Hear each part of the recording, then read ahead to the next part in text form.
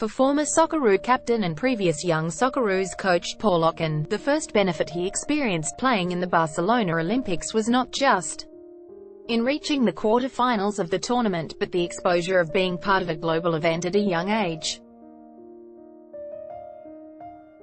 As he says, the environment reinforced the mentality of elite sports, battle-hardening him and others for life as a professional athlete. Perhaps more so than skills development, it's a real eye-opener for what goes into 4 years of training, Okon said. We had a good month in the village, where we were fortunate enough to be based. We were with Boris Becker, Steffi Graf, all the athletes were sitting on the same table with us. I met the famous Italian skier, Alberto Tomba. Pathway to the top, the 1992 Olyroos produced Socceroos Ned Zellick and Paul Okon. Credit: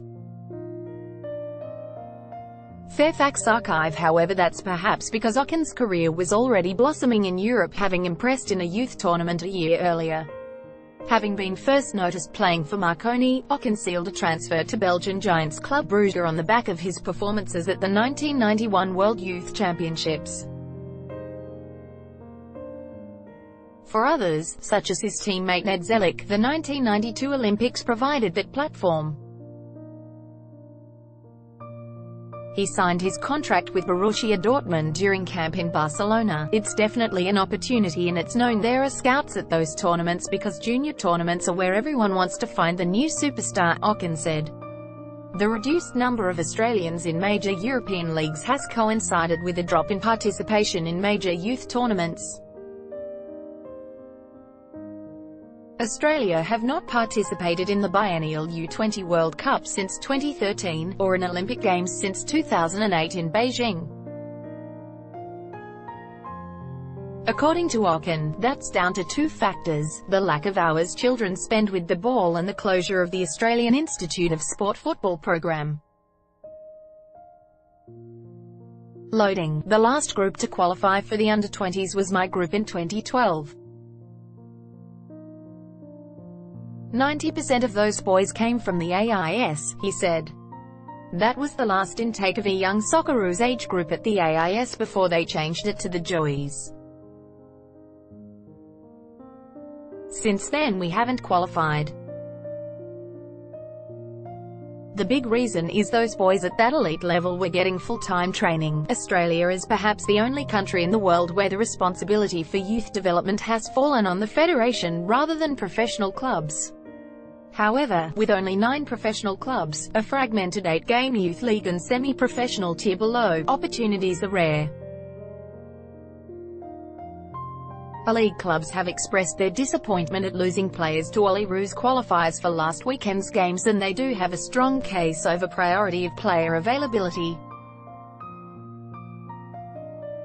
Arnold and Football Federation Australia arguing youth international tournaments are fundamental to player development while club pathways are still playing catch-up, and in the absence of elite youth production programs such as the AIS, Australia plays hosts Cambodia on Friday night in front of an expected sell-out crowd of 40,000 in their opening qualifier. They then face Chinese and then powerhouse South Korea. The latter have spent the past month in camp and played 14 U23 internationals last year. By contrast, Australia have had a week together and played just 3 games at that age level in 2018, which is the source of Arnold's gripe. Every other country has under-17s, 18s, 19s, 20s, 22s and 23s national teams. We only have 17s, we have 20s and we have 23s, Arnold said. If they're not playing for clubland, we need to find an alternative. Maybe the government or the head organisation needs to provide a way to get these kids to play international football. I can't stress enough, and that, at the end of the day, is why I'm here.